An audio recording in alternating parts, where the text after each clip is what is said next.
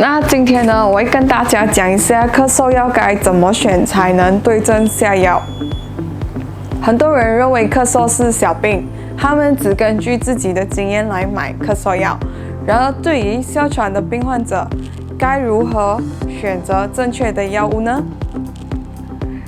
如果有哮喘的病者呢，他们应该告诉药剂师或者是医生，他们本身是有哮喘，以便药剂师或者是医生可以正确的选他们的药。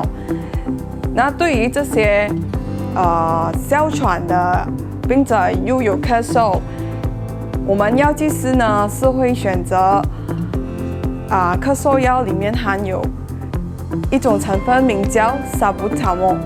这个Salbutamol其实根据上次我做的影片，就是关于到吸入器那个 reliever 里面也是含有Salbutamol。那这个Salbutamol是什么作用呢？Salbutamol主要是舒缓紧绷的支气管，以帮助病者容易的呼入空气，减少呼吸困难。所以切记，有哮喘病的患者呢，如果要买咳嗽药，应该告诉你的药剂师你是有哮喘的。